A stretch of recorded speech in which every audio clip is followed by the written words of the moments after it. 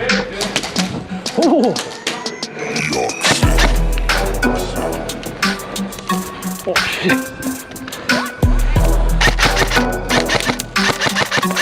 Yeah.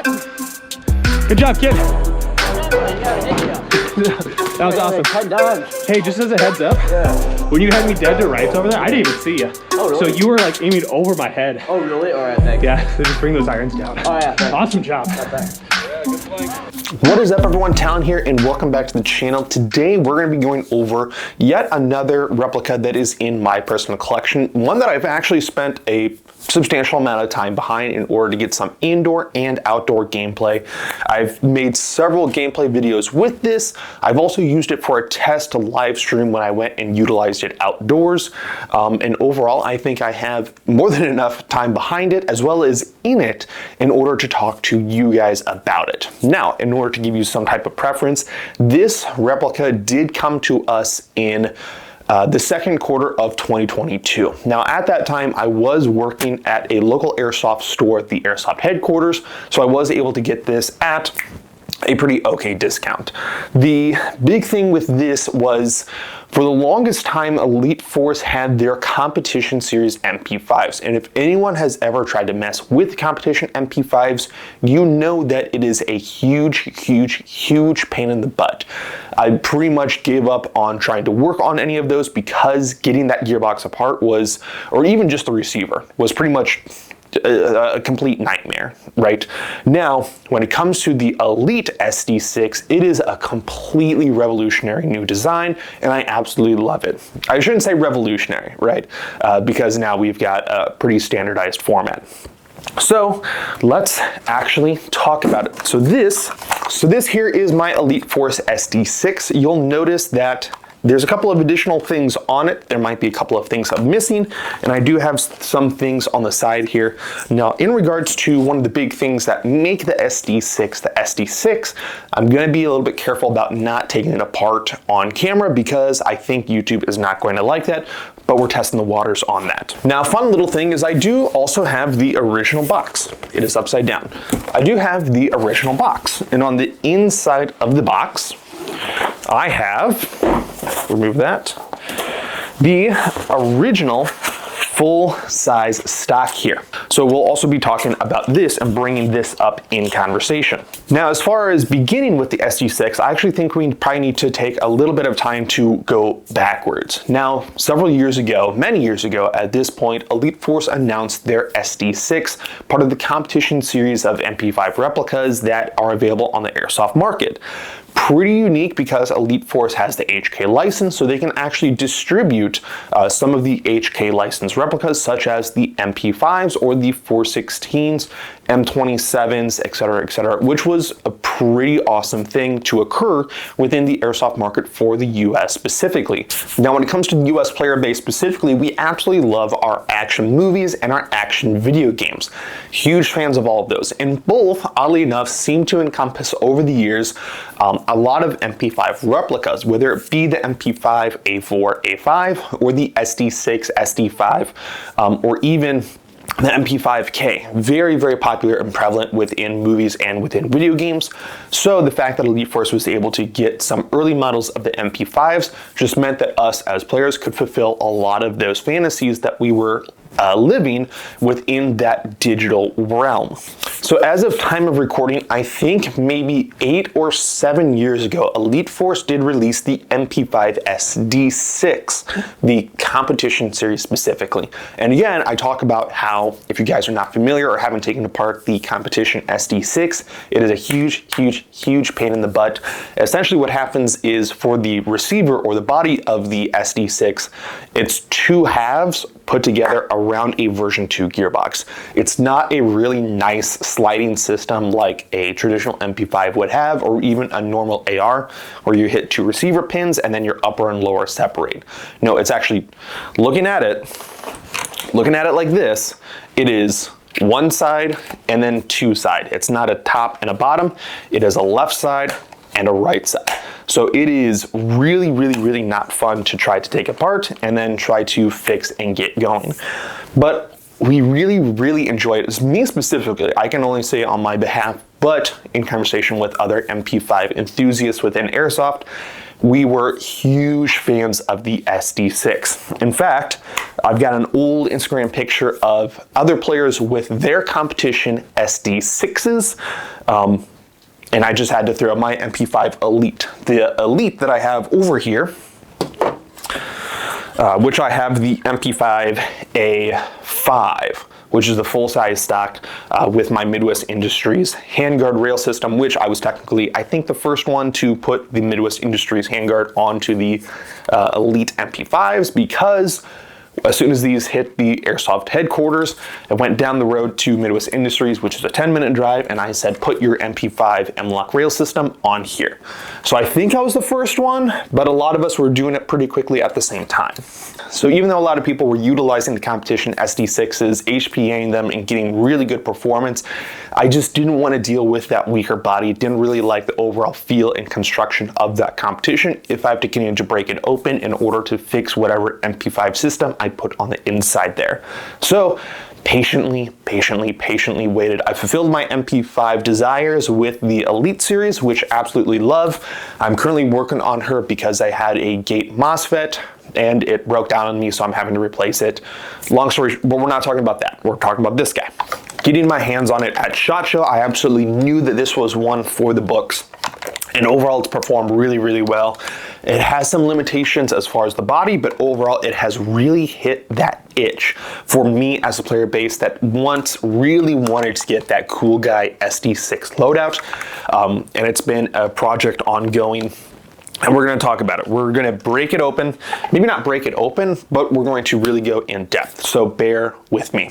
So already this is going to look like a really long video. So if you guys have any questions about the Elite SD6, put them down in the comments section below. I'll do my best to answer them. If you guys really don't feel like watching all the way through, I'd really suggest it. I talk about the internals of the SD6, how easy it is to get to the insides in order to make those tech modifications. I also talk about how Elite Force is kind of fucking me over, so that might be an enjoyable point of conversation as well. So stay tuned, watch all the way through. So like with a lot of other videos that I've done, we are going to do a tip to butt. Now the first and big most prominent thing with the SD6 in particular is going to be this mock suppressor. So when it came to the Elite SD6 in particular, Elite Force did have a little bit of a delay when it came to the actual import of the Elite SD6. And one of the big hiccups that Elite Force was running into was the first iteration of the mock suppressor. I can recall late 2021, early 2022, a lot of teasing videos and pics of the Elite SD6. A lot of players were actually mentioning and commenting about how they are really expecting a metal exterior mock suppressor when it comes to the SD6. Now I'm going to take this off camera really quickly, because again, I don't think YouTube will want to see that action.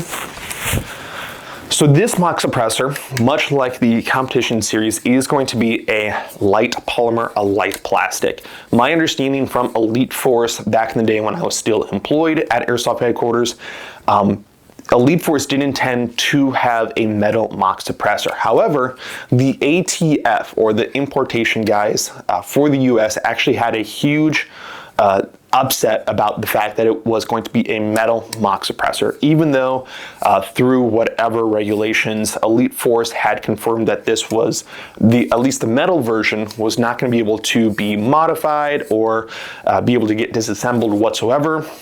Whatever importation guys were in charge of those airsoft replicas, they had a huge issue with that. So they had to go back to the original competition's mock suppressor, which I get it, it's whatever.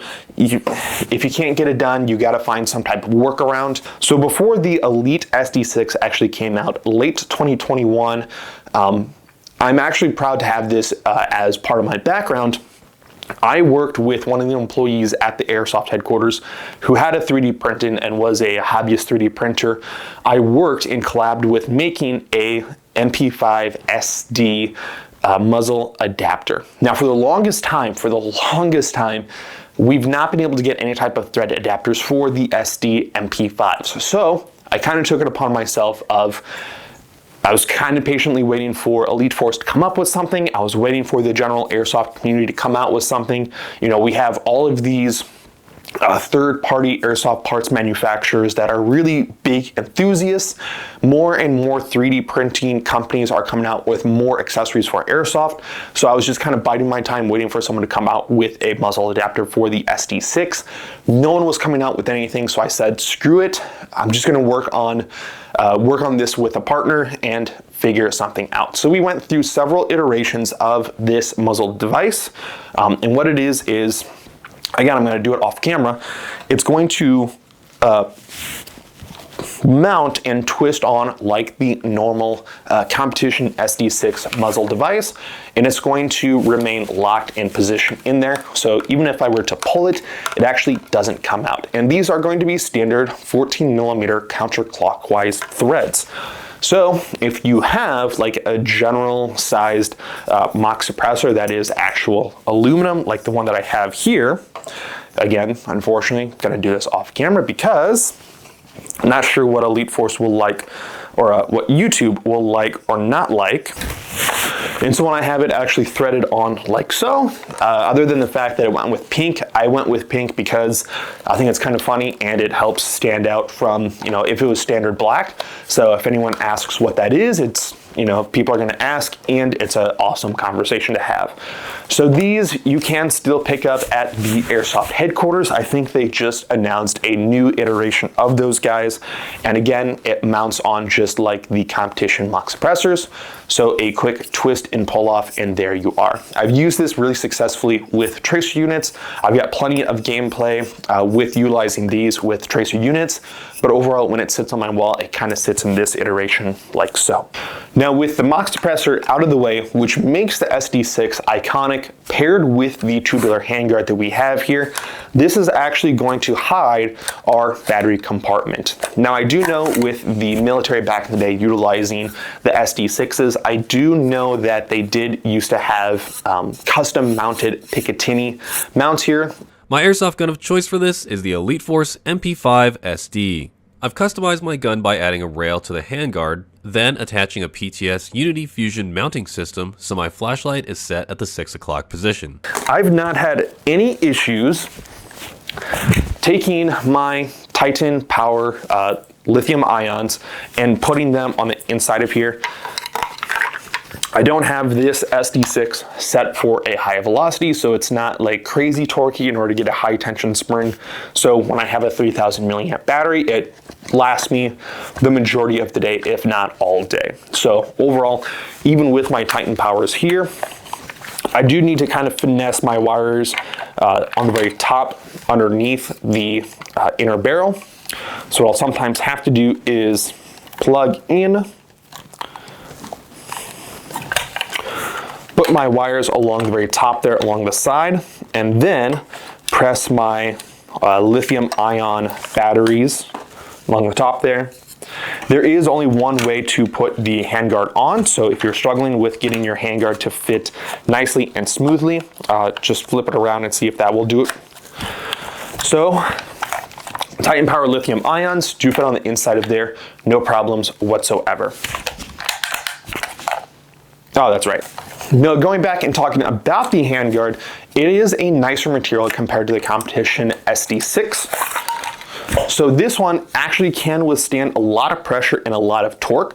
So if you can see me, what I'm doing is I'm applying pressure and I'm just really just trying to get those edges to meet, and I can start to get them to overlap. So this one is flexible. It can handle a lot of tension.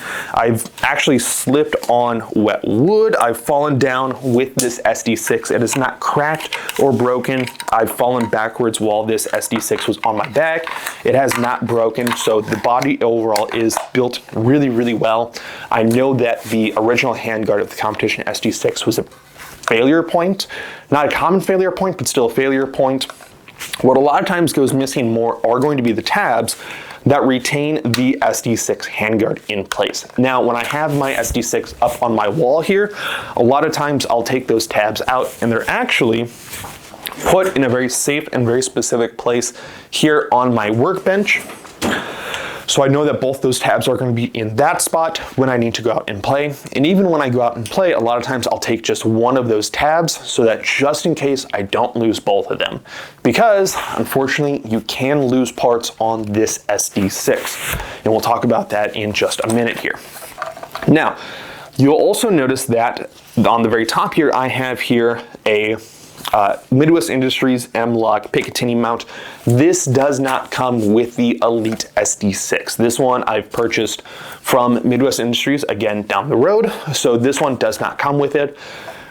Given the fact that the SD6 does not have any extra Picatinny mounting points for flashlights, for my zoom camera, for my barrel camera, or my selfie camera, and I need something in order to mount my optic onto, I thought it was probably most advantageous in order to go with something such as the Midwest Industries that offers a lot of length for that Picatinny mount.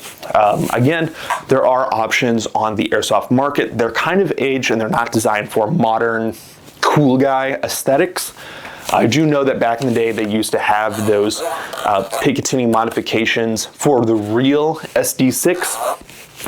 There's ways in order to mount whatever it is you want. You don't have to spend a lot of money like I did. You can always find some type of workaround and still make it work. It kind of depends on the vibe that you're going for.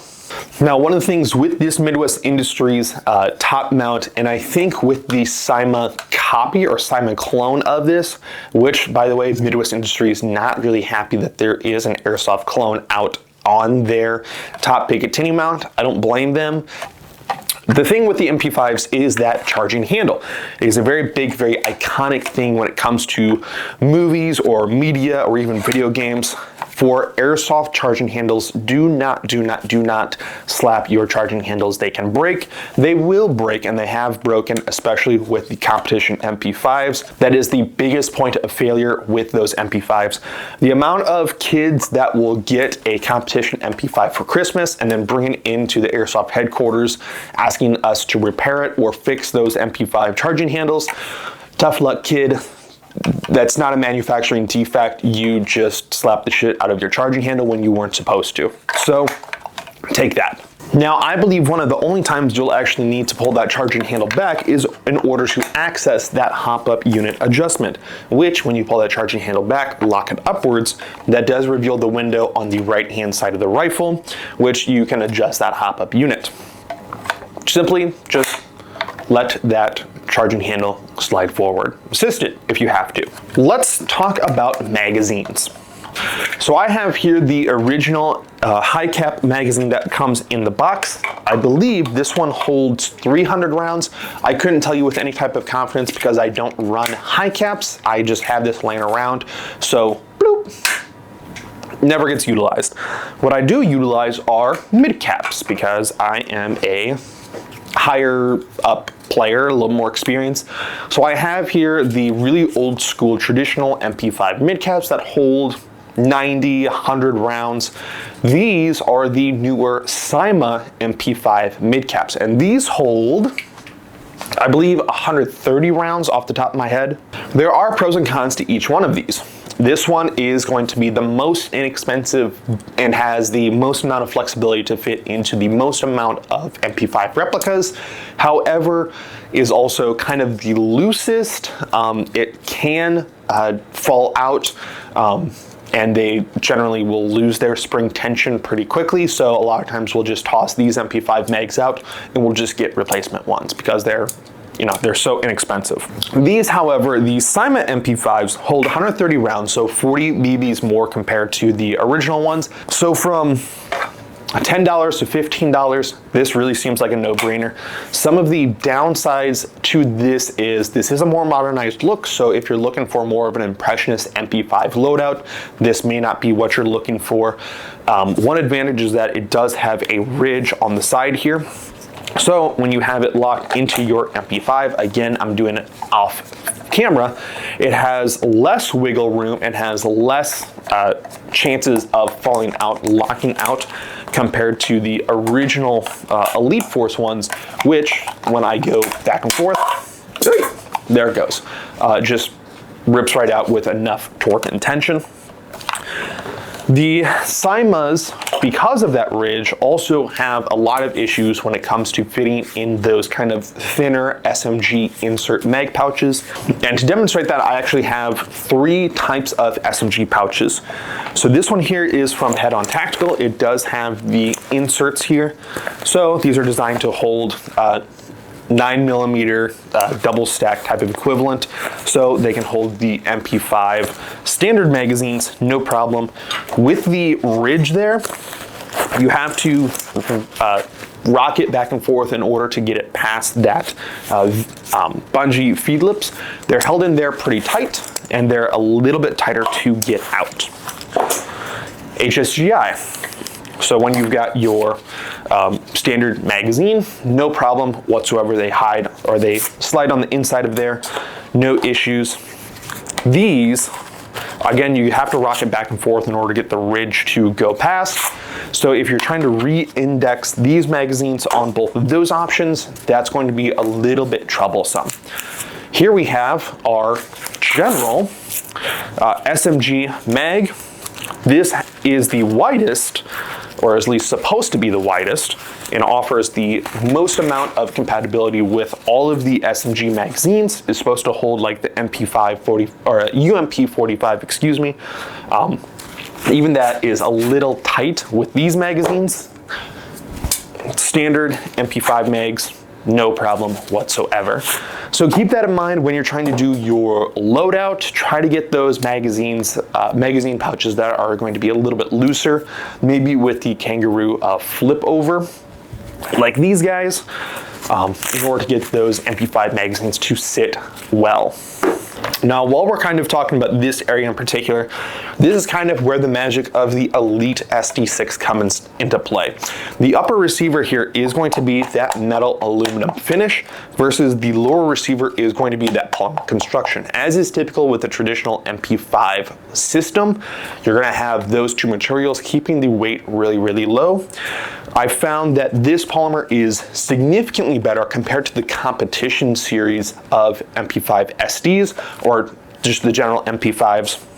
What I am not a huge fan of is that I don't think they utilize the same polymer as the Elite or the VFC made of MP5s, which is what I would have actually really, really liked, because I think that this polymer finish is substantially better built and has better reliability and durability compared to what Cyma is producing. Now, once again, this is being produced by VFC, this is produced by Cyma, so maybe a little bit different as far as the density of polymer or the type of polymer. But I will say that this polymer on the SD6 is still substantially better compared to the competition series. Working our way backwards just a little more, if you guys are looking at the SD6, you probably would have been screaming in the comments talking about how I am missing my selector switch. I am very well aware. I am so aware that I'm missing the selector switch. You don't need to tell me twice. And that's where part of this conversation is going to be a little bit more longer-winded, because when I last took this out to that outdoor field for that live stream, I did lose one of the ends. I believe it was the left-hand side, the selector switch. I still have the right-hand side, the one that has the bar traveling through it. I still have that somewhere. Oh, here it is. So I still have that bar, right? So I still have that switch, so I can still select it before I go out and play my games. However, it's currently just semi-locked. So, and this is the part of the conversation that hurts me the most, because I'm such a huge Elite Force fan. Positively reviewed a lot of their products. I live and die by the VFC Glocks that they are distributing. If you've watched my MG4 video, you know that I've tried to contact Elite Force through several avenues of communication, through the general website contact us page, directly speaking with some of the representatives, going to the Elite Force Facebook page, the Instagram page, and trying to reach out to a previous rep that I had known through the Airsoft headquarters. So that's 5 avenues of communication that me, even as a more experienced player, doing these reviews and spending a lot of money on these Elite Force products, I was not able to get anyone in communication with getting a replacement selector switch. Now, as of right now, the selector switches and the tabs are out of stock through other distributors, and I couldn't even tell you with confidence if they're even compatible with the Elite SD6 that Elite Force is producing. So what I was trying to do is I was trying to just get a replacement selector switch and some extra tabs just for that peace in mind, because I was pretty confident that the tabs were actually going to get lost before the selector switch or anything else on the rifle. So I was a little surprised when I did lose the selector. Even more surprised when I couldn't get a hold of anyone. In fact, one of the only people that I could, so of those 5 lines of communication, I was able to have a short communication with someone and I just got ghosted. I followed up after Black Friday, giving them a week in order to catch up with whatever Black Friday specials Elite Force had. And I was like, hey, just following up on the email communication that we had a couple of weeks ago. Did you find anything? Nothing. I'm not getting any type of reply back, which is really disheartening. And what makes this even more frustrating is I have within my circle other guys that are hardcore technicians. They love taking these kind of broken airsoft replicas, fixing them up and getting new parts on the inside of them and then flipping them, right? They're making a couple bucks on the side and they just like doing it. So I keep hearing in these chats and then in person about how they're getting all of these sweet deals, right? I'm hearing from one dude about how he's getting all of these parts and all of these gearboxes directly from Elite Forces for really, really cheap. I can't get a hold of Elite Force. I go to Paladin Airsoft and he's talking about how he got this bin of parts. And I'm like, you paid how little for this bin of parts? And I can't even get someone to follow up on if I can even get that selector switch from another distributor, right? It's really hurtful. I don't know where Elite Force stands as far as that customer service bar. It's really frustrating when we have the really highs of Dude 1 and Dude 2 getting a lot of these parts really cheap, and they're just reaching out through a general line of communication. And me, through 5 lines of communication, I can't have a solid communication in one of the 5. So I don't know what's happening with Elite Force. I don't know if I just had really bad luck, or if me, a consumer of their products, if I have an issue with their replicas, why can't I get a hold of someone in order to get this remedied? I know exactly what part I am missing. I have the actual product number. I just need someone to get me that part. I'm willing to pay whatever. I just need them to get that to me, and I just can't. So that's really, really disheartening. So if for whatever reason you find this video and you are also having this much bad luck, if you can't get a hold of anyone, let me know. I can't be the only one. I have to imagine I'm not the only one. If for whatever reason I am the only one, I'm gonna be a little hurt. But let's get back to this replica.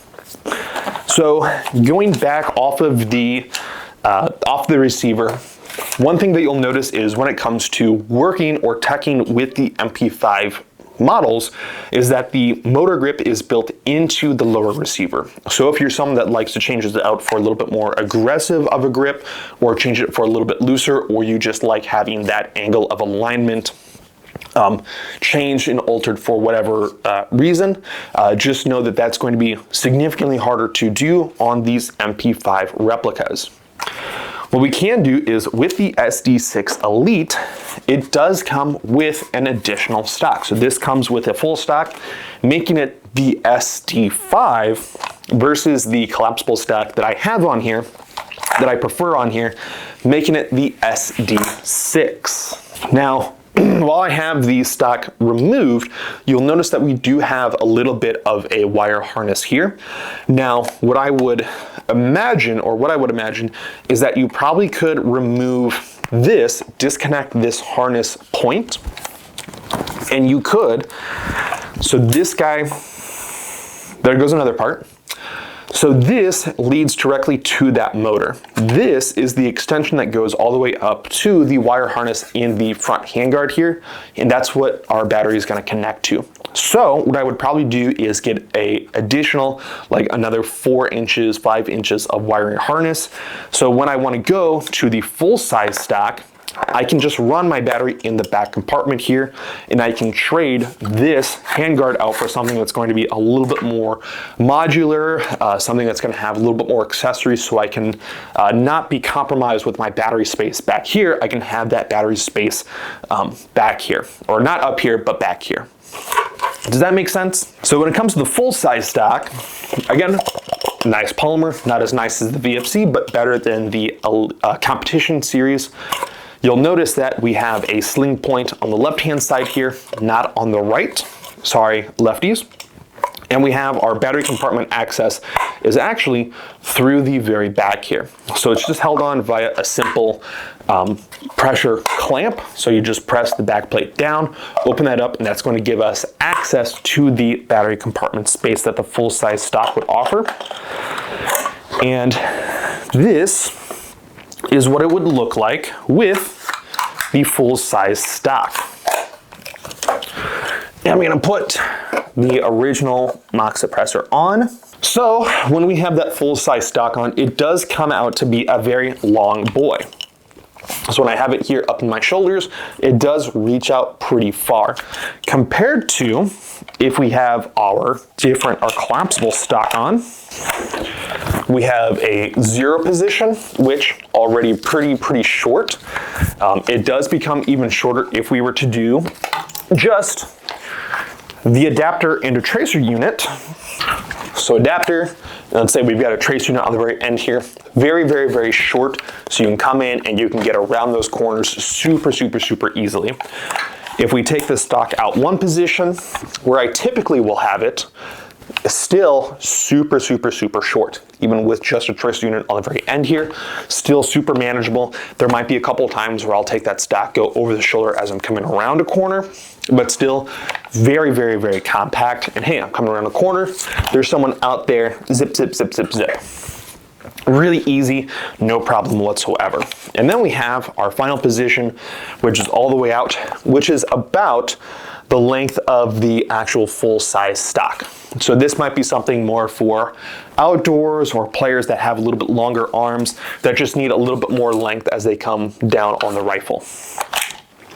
Now we have that. Now we can actually break this apart. So again, talking about how easy it is to get to everything, I'm going to punch out this front receiver pin since we have our rear one taken off. And it's just as simple as that, right? Now we have access to that gearbox, so we can do whatever it is we need to do. I can appreciate with the SD6s that the spring here is concentrated a little bit farther backwards compared to these guys, the Elite series of MP5s. The spring is actually contained on the very front here, and so it has more spring tension slapping it back forward. Again, don't slap your charging handle because it's going to break. Even on, whoops, that is the VFC Elite. The SIMA SD6 Elite doesn't have nearly as much spring torque going forward, but still is enough in order to crack and break.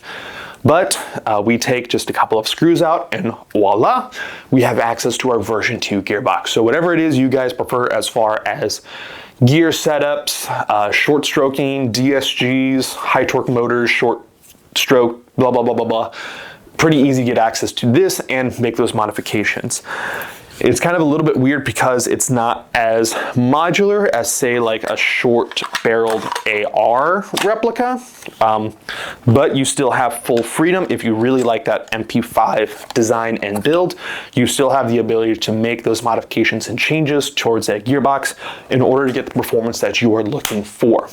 So I can really appreciate that. So while we're talking about modifications or alterations, one of the things that I have for you guys, if you guys know of anyone that has a Picatinny adapter for the VFC MP5s, please let me know.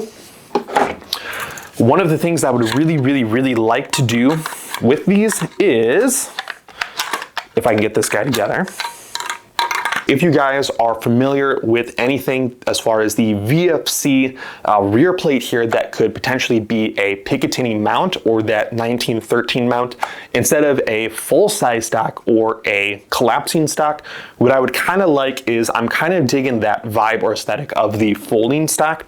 So if you guys know, I've tried a couple of options a couple years ago or last year on a potential folding stock option. If you guys know of anything, let me know down in the comment section below. I'd love to try it out because there's just enough tube length on the very top here. I can run a really thin lipo on the very top here, and I can use that as my battery space and have a really sick modular MP5 loadout. So if you guys know of anything, let me know down in the comments section below.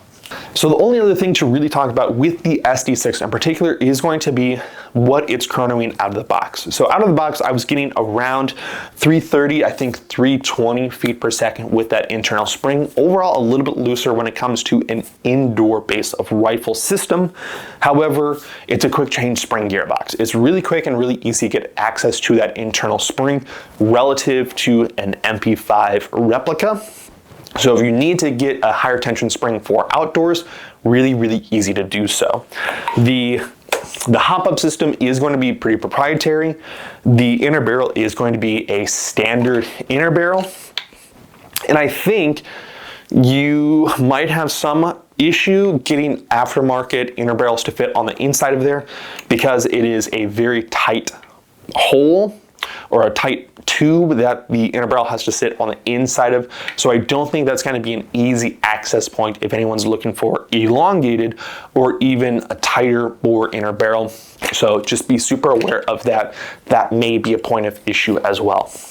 Other than that, in my time with the SD6 Elite, I've had nothing but great times with it. I've had a lot of fun utilizing it down indoors, trying it out with what just out of the box, right? No modifications, no changes.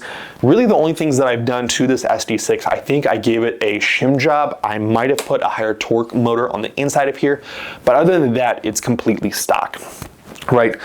For really nothing at all, having that muzzle adapter has been really advantageous to get tracer units onto this SD6 in order to get you guys good gameplay.